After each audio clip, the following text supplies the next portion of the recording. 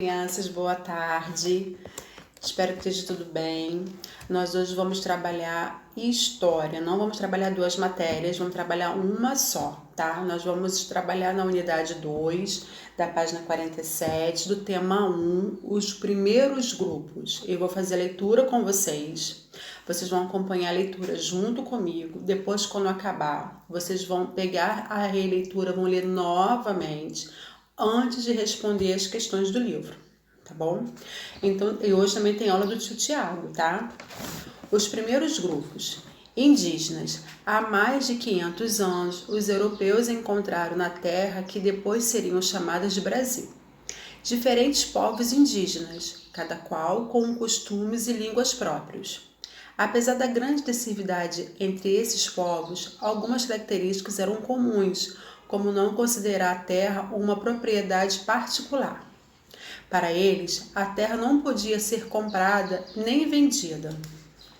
Além disso, o produto do trabalho se destinava ao sustento da comunidade e não ao comércio ou no lucro.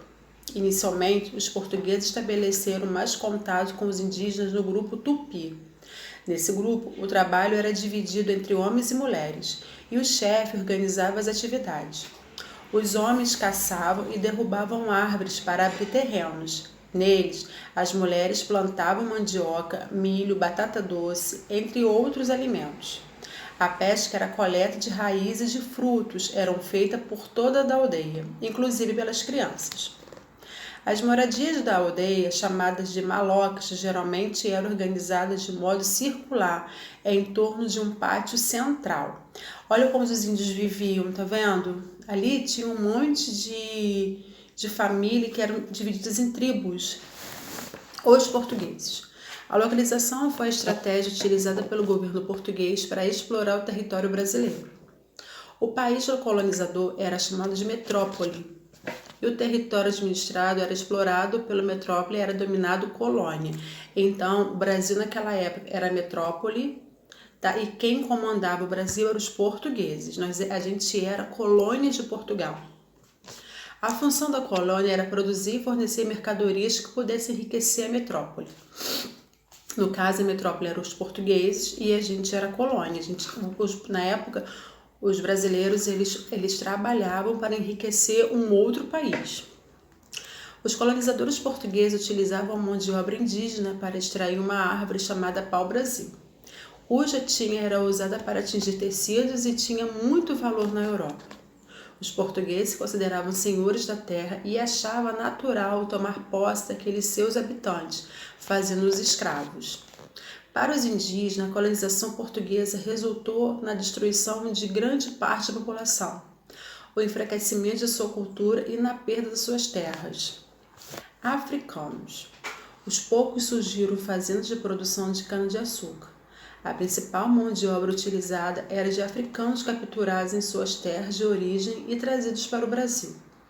Aqui, eles eram escravizados e forçados a trabalhar nas lavouras por pelo menos 12 horas por dia. Vieram ao Brasil milhões de africanos que povoaram grande parte do território e estabeleceram relações sociais, culturais e econômicas que, junto com os indígenas e portugueses, constituíam a base da identidade brasileira. Agora na página 47. As vilas e a interação entre colonizadores e indígenas. A maioria das vilas eram instaladas no litoral, próximo à fonte de água com os rios e nascentes. Para sobreviver e aproveitar os recursos naturais, os portugueses adotaram os hábitos diferentes povos indígenas, que já estavam totalmente adaptados às condições da terra e ao clima.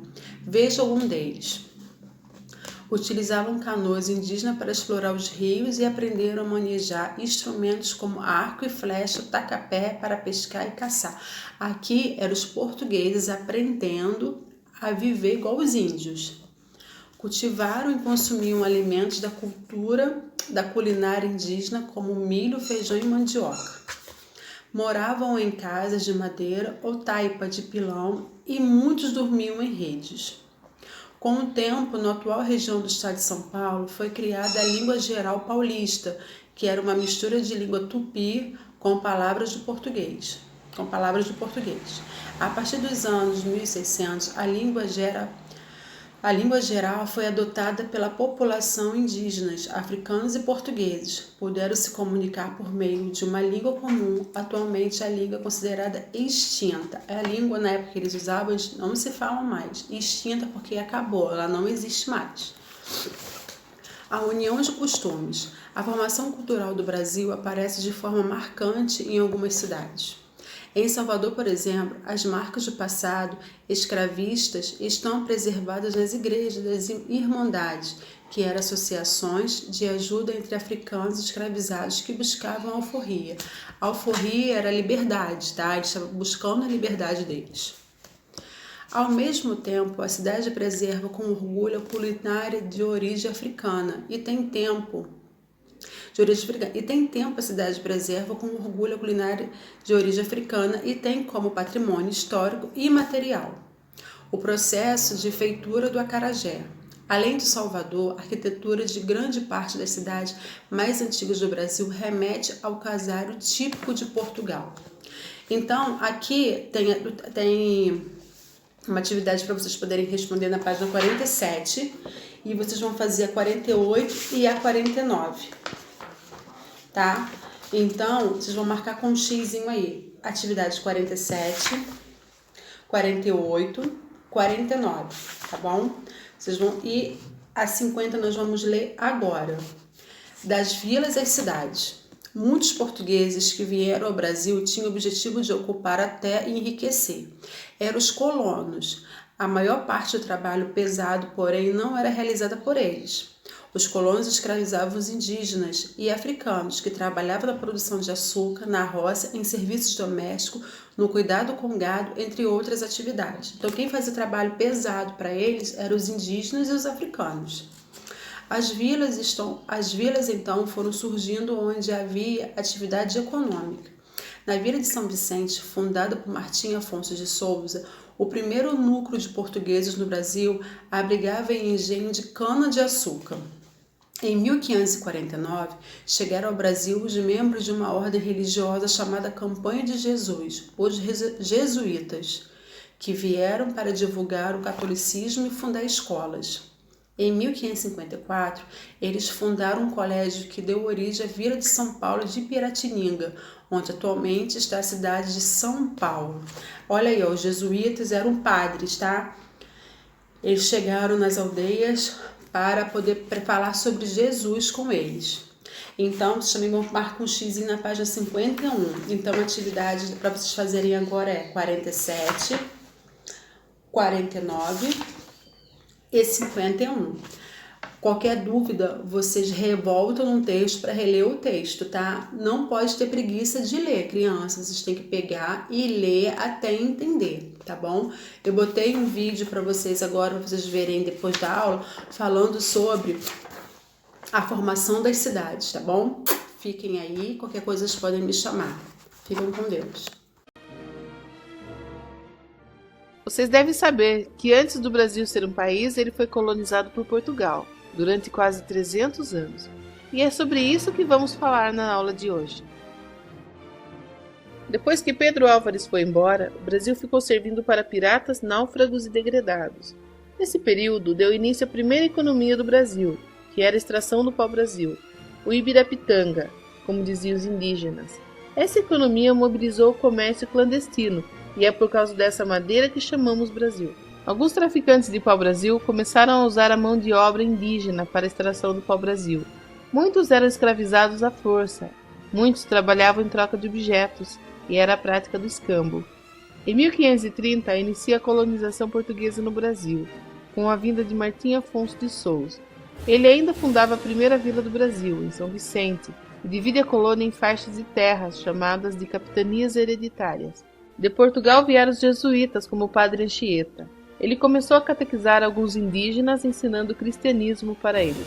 Vou falar para vocês de um homem muito especial.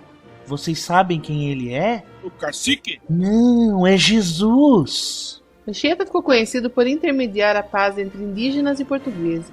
e ter fundado a cidade de São Paulo em 1554. Nos meados do século XVI, os franceses invadiram o Brasil e fundaram a França Antártica, em plena Baía de Guanabara. Là, mas que bela paisagem, não, monsieur? Mas nada que se compare com Paris. Eles foram expulsos por Estácio de Sá, que fundou o Rio de Janeiro em 1564. Nas capitanias, principalmente de Pernambuco e de São Vicente, foi introduzido o cultivo de cana-de-açúcar.